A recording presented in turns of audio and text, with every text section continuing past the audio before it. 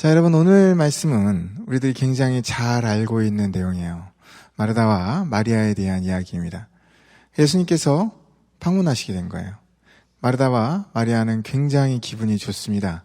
아, 예수님이 우리 집에 오셨다. 마르다는 너무 좋아서 이제 바로 음식을 준비하러 부엌으로 들어갑니다. 그리고 마리아는 거실에 앉아서 예수님 발치에 앉아서 예수님의 말씀을 듣죠. 마르다가 음식을 준비하다 보니까 너무 깨달은 거예요. 아니, 도대체 이게 뭐지? 너무 할 일이 많은 거예요. 근데 나밖에 없는 거죠. 그러니까 갑자기 마음이 불안해지는 거예요. 빨리 대접하고 싶은데 이게 계속 불안해지고 염려가 생기는 거죠. 그러니까 갑자기 또 화가 납니다. 아니, 마리아 쟤는 왜 정말 한 번도 보이지 않냐라는 거죠. 도대체 어디 갔냐라는 거죠. 그러면서 화가 나서 결국 예수님 있는 데에 들어가서 예수님, 마리아 좀 내보내달라고 그렇게 항변을 하게 됩니다. 그리고 예수님은 오히려 마르다를 혼내시고 마리아는 좋은 쪽을 택했으니 그것을 빼앗기지 않을 거다라고 말씀하죠. 솔직히 이 말씀은 성도들 사이에서 논란의 여지가 많았던 말씀입니다. 예수님께 꾸지람을 들은 마르다를 우리들이 다 이해한다라는 거예요. 마르다가 도대체 잘못한 게 무엇냐라는 거죠. 예수님같이 정말 귀한 손님이 왔으니까 당연히 좋은 음식으로 대접하려고 하는 거 당연한 거 아니냐. 그러니까 언니인 마르다의 입장을 우리가 충분히 이해가 된다는 거예요. 오늘 저는 여러분들하고 좀 각도를 바꿀 겁니다. 그래서 그런 쪽이 아니라 정말로 이해하는 부분들을 각도를 바꿔서 하나님께서 정말 주시고자 하는 내용이 뭘까? 또 다른 각도에서 이해를 하려고 합니다. 저는 솔직히 이 상황을 보면서요, 이해하기 힘든 상황이 좀 있었어요. 정말 이해가 안 되더라고요. 아무리 생각해도 이해가 안 되는 게 뭐냐면 언니가 동생을 부엌으로 불러내는 방식이 이해가 안 돼요. 자, 상상해 볼게요. 우리 집에 지금 손님이 왔습니다. 나는 열심히 부엌 일을 하고 있어요. 근데 내 동생은 손님을 그래도 보겠다고 거실에 앉아 있는 거예요. 근데 내가 앞만 봐도 이건 혼자 못하겠어. 그러니까 제가 좀 한번 코팩이라도 보였으면 좋겠는데 안 나오는 거죠. 그러니까 화가 난 거예요. 그래서 내가 이제 들어갑니다. 들어가서 이 동생을 불러내려고 하는 거예요. 자, 여러분, 손님이 같이 있습니다. 그러면 보통은 어떻게 할까요? 조용히 방으로 들어가서 귓속말로 동생한테 야, 너 잠깐만 나와볼래? 이게 보통이지 않을까요? 그래서 동생이 나오면 거기다 대고 야, 너는 어떻게 한 번을 안 나오냐? 그래서 차라리 부엌에서 혼자 있을 때 뭐라 그러는 게 보통일 거예요. 그런데 오늘 말씀을 보면 조금 상식 밖의 행동이 나오죠. 언니는 동생에게 말하는 게 아니에요. 손님으로 오신 예수님한테 화풀이를 해요. 자, 성경 말씀을 그대로 볼게요. 40절입니다. 마르다가 예수께 나와 이르되 주여, 내 동생이 나 혼자 일하게 두는 거 그거 생각하지 않을 겁니까? 쟤를 좀 명해서 나를 좀 도와주라고 하소서. 마르다는 지금 자기 동생이 아니라 예수님께 화풀이를 합니다. 손님으로 오신 예수님의 입장에서 본다면 솔직히 이건 웬 봉변이에요. 자, 성서는 왜 이런 이해하기 힘든 그런 이야기를 굳이 기록했을까요? 도대체 이 황당한 이야기 속에서 우리에게 주고자 하는 성경의 메시지가 뭘까냐라는 거죠. 자, 언니인 마르다를 중심으로 해서 이야기를 좀 풀어볼게요. 자, 40절을 보게 되면 마르다에게는 준비하는 일이 많았다라고 기록이 되어 있습니다. 예수님이 정말 귀한 분이 오셨으니까 당연히 잘 대접하기 위해서 마르다가 바빠진 거예요. 손이 바빠진 거죠. 막 이렇게 막 준비하는 일이 많아진 거예요. 근데 성서는 그것을 묘사할 때 뭐라고 묘사했냐면은 분주한지라 이렇게 표현합니다. 준비하는 일이 많았다 그러면서 단어를 쓰기를 분주했다라고 써요. 자, 여러분도 알겠지만 분주하다라고 할 때는 두 가지 종류가 있습니다. 첫째는 손이 분주한 거예요. 둘째는 마음이 분주해지는 거예요. 자, 먼저 여러 가지 일이 있을 때 손이 분주하다고요? 그거 너무 당연한 거죠. 여러분, 해야 될 일 되게 많죠. 부엌에서 얼마나 할 일이 많아요. 손이 분주한 건 아주 지극히 당연한 겁니다. 그런데 성경에서는 손이 분주하다고 기록하지 않았어요. 성경에서는 뭐라고 기록하냐? 마음이 분주하대요. 마음이 분주하다. 이게 무슨 말일까요?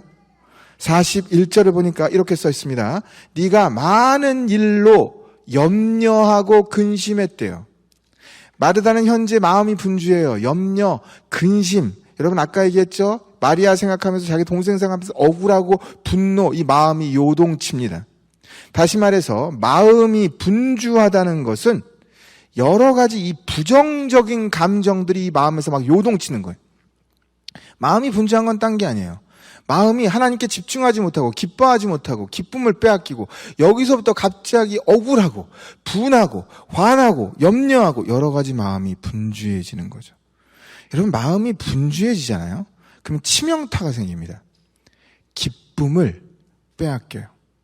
조금 전까지는 마리아 너무 좋았어요. 마르다 너무 좋았어요. 야, 예수님이 우리 집에 왔다. 너무 행복한 거야. 너무 좋은 거예요. 그랬는데요. 마음이 분주해지니까 기쁨을 빼앗기죠. 예수님이 분명 옆에 계시거든요. 예수님이 분명 내 집에 계시거든요. 그런데도 그 예수님을 향해서 화풀이를 해야 될 정도로 완전히 기쁨을 빼앗겨 버립니다. 여기서 우리가 물어야 될 질문이 있어요. 예수님께서 언제 마르다를 꾸짖었을까? 언제 꾸짖었나요? 예수님이 꾸짖은 순간이 언제냐면 마르다가 이 마음이 분주해지면서 기쁨을 빼앗겼을 때야. 예수님께서 동생인 마리아는 사실상 칭찬했죠? 왜 칭찬했는지 아세요? 마리아는 빼앗기지 않았다는 거예요. 뭘 빼앗기지 않았을까요? 그거는 제가 조금 이따가 다시 말씀드리겠습니다. To be continued예요. 자, 여러분 사실요. 많은 분들이 이 말씀에 나온 상황을 이해할 때요. 조금 이 말씀을 오해하는 분들이 참 많으세요. 사람들이 종종 이 이야기의 구도를 잡을 때 이 이야기는 어떤 이야기냐면 말씀이냐 음식 준비냐 예배냐 음식 준비냐 뭐가 더 우선순위냐 우리는 보통 그렇게 이해한다는 거예요. 말씀은 듣지 않고 예배 시간에 그 예배 시간에 말씀 예배는 드리지 않고 음식 준비한다. 그럼 그건 잘못됐다는 거죠. 물론 말씀보다 음식 준비에 마음을 뺏긴 건 당연히 잘못한 겁니다. 예배는 드리지 않고 음식 준비만 한다면 당연히 잘못이에요. 그건 음식 준비만이 아닙니다. 만약에 주일학교를 섬기건 유스를 섬기건 어디를 섬기건 간에요. 예배는 드리지 않고 가서 섬기기만 하려고 한다면 그건 당연히 잘못된 거죠.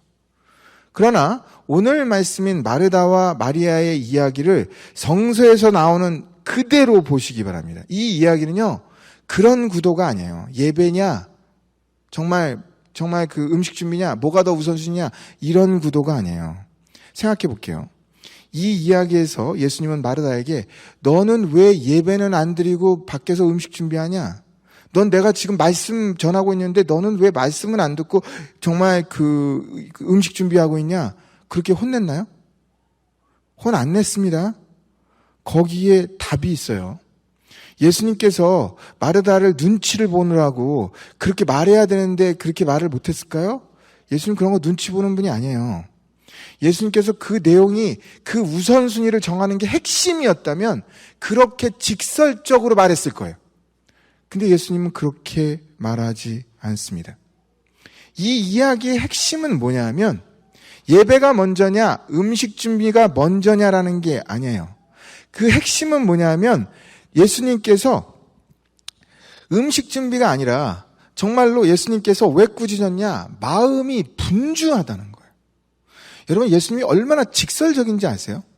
예수님이 바리새인과 사두개인을 꾸짖을 때요. 뭐라고 꾸짖냐면 독사의 자식들아 꾸짖습니다. 눈먼 소경이 소경을 이끌면 모두가 구렁텅이에 빠진다 꾸짖어요. 예수님은 굉장히 직설적이에요.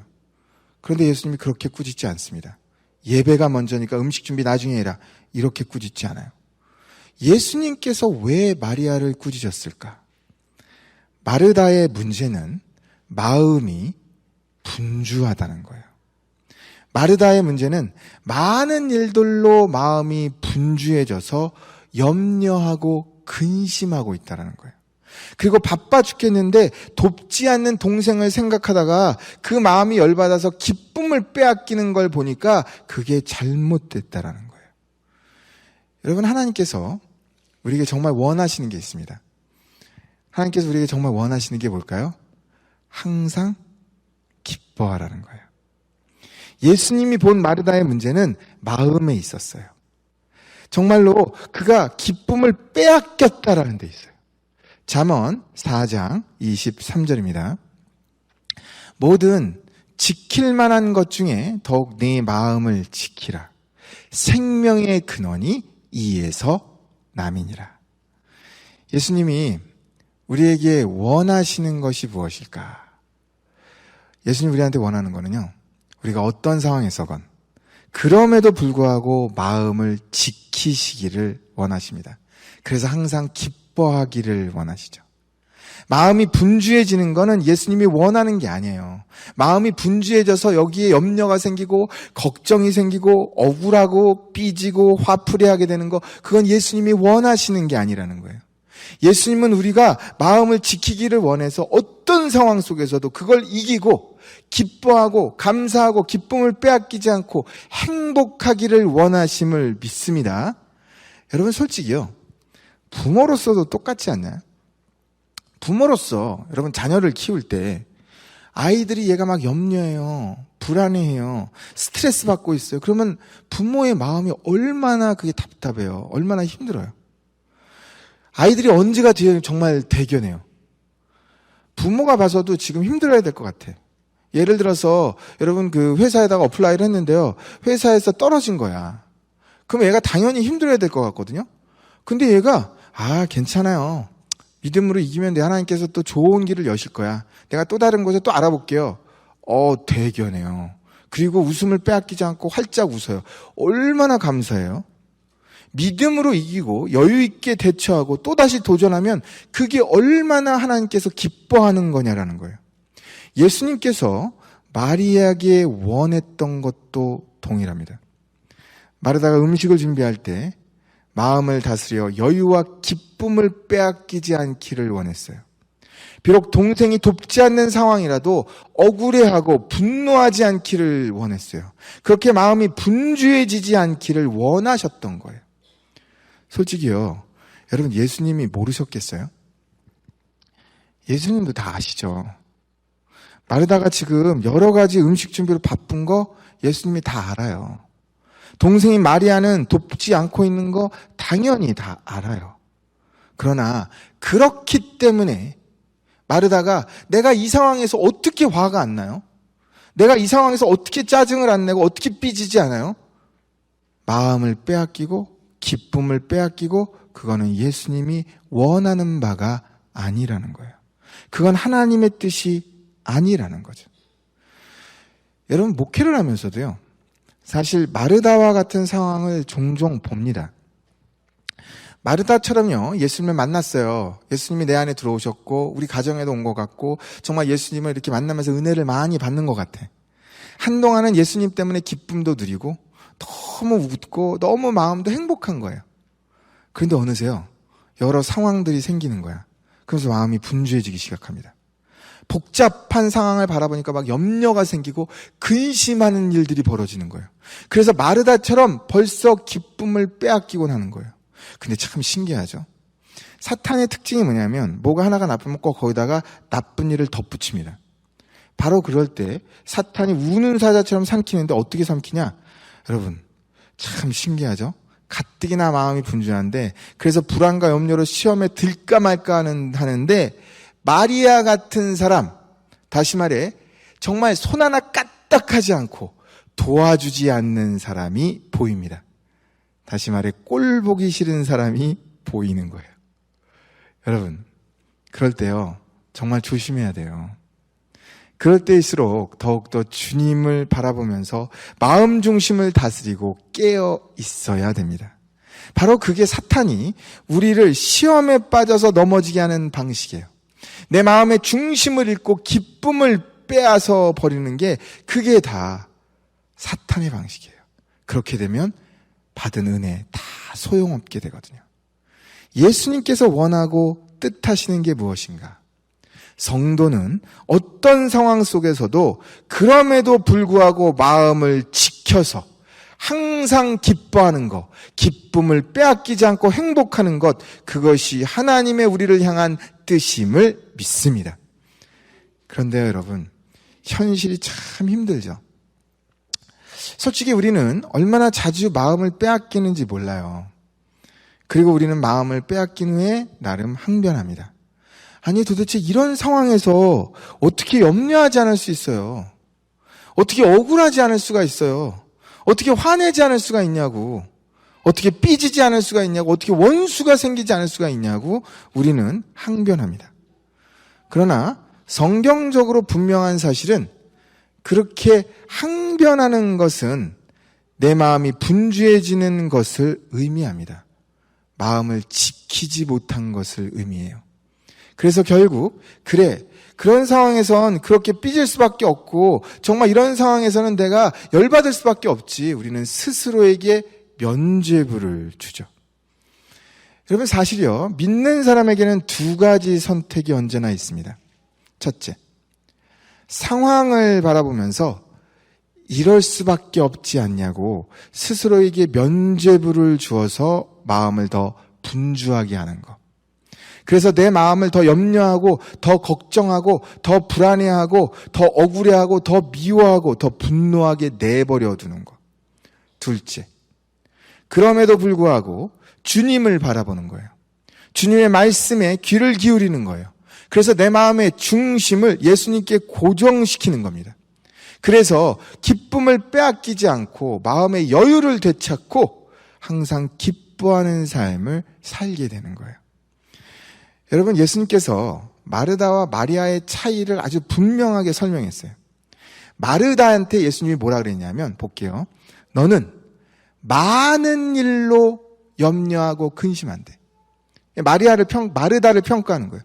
많은 일로, 다시 말해 여러 상황 때문에 너는 염려가 많고 근심이 많다라는 거예요. 이게 마르다를 평가하는 예수님의 평가입니다. 마리아는 어떻게 평가했냐? 너는 좋은 편을 택했다. 그러니 그걸 빼앗기지 않을 거라는 거예요. 마리아의 평가입니다. 좋은 편, 곧 주님의 말씀 듣고 주님 바라보는 것, 그걸 택했으니까 너는 마음의 기쁨을 빼앗기지 않을 거라는 거예요. 여러분도 좋은 편을 택하기를 축복드립니다. 곧 주님의 말씀 듣고 주님을 바라보는 것을 택해서요, 마음의 기쁨을 빼앗기지 않고 마음을 다스리기에 여러분 모두가 언제나 행복한 주의 백성으로 어떤 상황 속에서도 승리할 수 있기를 주님의 이름으로 축복드립니다. 에스겔서 11장 19절에서 21절이에요. 내가 그들에게 돌 같은 마음을 제거하고 부드러운 마음을 주어 그들의 하나님이 되리라. 그러나 미운 것과 가증한 것을 마음으로 따르는 자는 내가 그 행위대로 그 머리에 갚으리라. 여러분, 성경을 보잖아요. 그럼 성경에는 마음의 두 가지 종류가 있습니다. 돌 같은 마음이 있고요, 그리고 부드러운 마음이 있어요. 성경은 마음을 다스려서 돌 같은 마음은 제거하고 부드러운 마음을 가지라고 우리에게 축복하죠. 자, 그렇다면 먼저 돌 같은 마음이 뭘까? 돌 같은 마음은요, 단단한 마음이에요. 완악한 마음이에요. 다시 말해 염려와 억울함, 분함, 이게 여기서 풀리지 않는 거예요. 분주한 마음이에요. 그래서 기쁨을 이미 빼앗겨버린 마음이 돌 같은 마음입니다. 반면에 부드러운 마음은 뭐냐 하면 풀리는 마음이죠. 억울한 일이 생겼을 때 마음이 풀어낼 줄 아는 거예요. 분한 일이 있는데도 그걸 풀어낼 줄 아는 거예요. 자존심 상한 일이 있는데도 마음을 풀어낼 줄 아는 거예요. 그래서 오늘도 웃고 기뻐할 줄 아는 마음입니다. 다시 말해 부드러운 마음은 상처를 받잖아요. 그러면 칼로 물을 베는 거예요. 그래서 칼로 탁 물을 베면 일단은 베져요. 그러니까 그 순간에는 너무 아파. 다 아프죠. 상처받았으니까, 억울하니까, 힘드니까 다 아프죠. 괴롭고 그때는 힘든 거예요. 근데 얼마 후가 되면은 부드럽기 때문에 다시 제자리를 찾습니다. 다시 말해 마음을 잡고 다시 웃고 기쁨을 빼앗기지 않는 거죠. 반면에 돌 같은 마음은요, 상처를 받으면 아니 내가 이런 상황에서 어떻게 억울하지 않을 수 있어? 어떻게 미워하지 않을 수 있어? 어떻게 삐지지 않을 수 있어? 그렇게 나 자신이 부정적으로 가요. 그런데도 이런 상황에서도 그럴 수밖에 없는 거잖아 라고 내 마음에 면죄부를 줍니다. 그래서 마음을 지키지 못하고 그냥 기쁨을 빼앗긴 채로 내 마음을 방치하죠. 여러분 진짜 무서운 게 뭔지 아세요? 성경을 볼 때 돌 같은 마음을 갖잖아요. 그래서 기쁨을 빼앗긴 채로 마음을 방치하게 두면 얼마나 무서운 일이 벌어지냐. 21절. 미운 것과 가증한 것을 마음으로 따르면, 마음에 그냥 방치해버리면 어떻게 되냐. 내가 그 행위대로 그 머리에 갚는데요. 하나님이 오히려 그 마음을 심판한대요. 여러분 솔직히 저는요, 이 말씀을 보면 너무 안 됐어요. 아니 되게 억울할 것 같아요. 뭐가 억울하냐 하면요, 여러분 상처는 누가 받았어요? 내가 받았잖아요. 내가 지금 억울한 일이 나한테 벌어진 거거든. 마르다처럼요. 내가 지금 분한 거거든요. 내가 자존심이 상했고 그래서 통곡한건도 나예요. 내가 지금 너무 힘든 거야. 그런데 그렇게 상처받은 나인데 내가 마음을 다스리지 못하고 미운 걸 방치한 거예요. 가증한 걸 방치한 거예요. 그랬더니 하나님이 어떻게 하냐면 벌까지 준대요. 너무 억울한 거 아니에요? 그럼 마르다를 생각해 볼게요. 생각하면 생각할수록 솔직히요, 상처는 마리아가 아니라 마르다가 받았어요. 자기만 부엌에서 이리저리 뛰어다니라고 너무 나만 고생한 거야. 동생이라고 있는데 돕지는 않고 손 하나 까딱하지 않고, 그러니까 동생한테 짜증나고 화난 거, 내 마음 다친 건 내가 다친 거예요. 이 상황에서 나보고 어쩌냐는 거죠. 정말 마르다 너무 억울할 것 같아요. 그런데 그렇게 어쩔 수 없는 것 보였지만 결국은 염려하고 미움을 품고 기쁨을 빼앗기니까, 마음이 분주해지니까, 부정적인 감정으로 마음이 단단해지니까 예수님이 누구를 꾸짖어요? 마르다를 꾸짖습니다. 참 너무 억울하죠. 상처도 내가 받고, 그리고 마음도 다친 것도 나고, 그리고 심판도 내가 받는 거 너무 억울하잖아요. 다시 말씀을 줍니다. 하나님께서 진짜 원하는 게 뭘까요? 그래, 넌 마땅히 상처받을 만 했으니까 삐져도 괜찮아. 쓰러져도 괜찮아. 계속 미워해도 괜찮아. 너는 그럴 자격이 있어. 하나님이 그걸 원하실까요? 여러분은 여러분의 자녀가 누군가로 인해서 상처받고 정말 어디 직장에다가 어플라이했다가 떨어지고, 그래서 걔가 계속 힘들어하고 계속 짜증내고 계속 분해하고 계속 억울해요. 그러면 그래, 너는 그럴 만해. 너가 거기서 떨어졌으니까 넌 계속 우울할 만해. 그래, 너는 그 사람한테 정말 했으니까 그 사람 미워할 만해. 여러분 그러길 원하세요? 우리의 자녀도 이기길 원하잖아요. 그런 상황에서도 이겨내고 승리하길 원하잖아요. 하나님도 동일하십니다. 진짜 선은 무엇이냐? 그렇게 억울한 일이 생기고 그렇게 아픈 일이 있어도 다시 일어나는 거예요. 하나님이 정말 원하는 건 뭐냐? 이 마음을 지키라는 거예요. 그래서 다시 일어나서 기쁨을 빼앗기지 않고 승리하는 하나님의 백성으로 다시 웃고 행복해하라는 거예요. 내가 행복하니 너도 행복하라는 거예요. 여러분 가능할까요? 정말 힘들고 어려운데 다시 일어나서, 내가 정말 억울한데 다시 일어나서 기쁨을 빼앗기지 않고 행복해질 수 있는 거 가능할까요? 가능함을 믿습니다. 어떻게 가능해지느냐? 나는 못해요. 솔직히 우리 가운데 살 수 있는 능력이 누가 있겠어요? 나는 절대로 못합니다. 할 수 있는 유일한 방법이 무엇이냐? 요한복음 15장 11절입니다. 내가 이것을 너희에게 이름은 내 기쁨이 너희 안에 있어 너희 기쁨을 충만하게 하려 함이라. 여러분, 내가 기쁨을요, 피조물인 내가 기쁨을 빼앗기지 않고 내가 어떤 상황 속에서도 기뻐하려면 내 안에 뭐가 있어야 돼요? 예수님의 기쁨이 내 안에 있어야 돼요. 예수님의 기쁨이, 예수님이 내 안에 가득하면 절대 절대로 기쁨을 빼앗기지 않는다는 거예요. 거꾸로 말할게요. 내 마음이 지금 분주해요.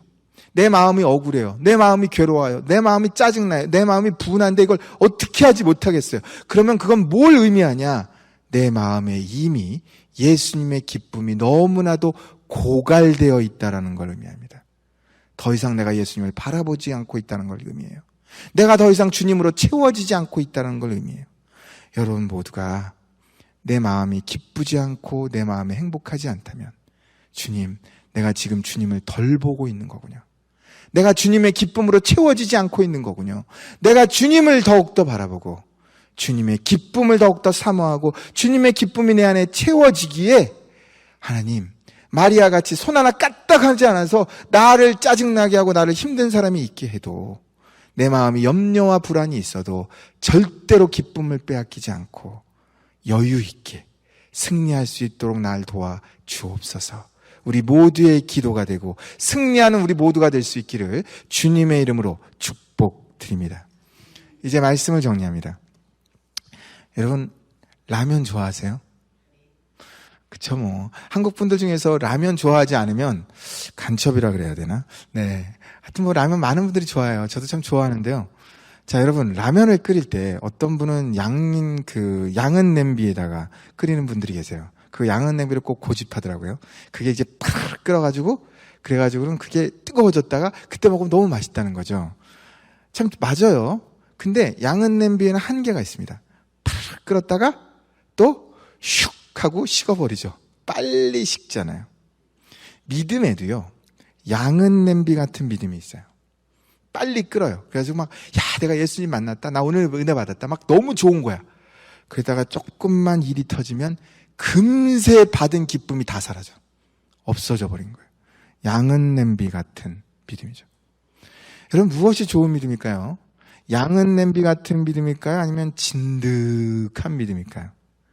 마음 중심이 흔들리지 않는 거예요.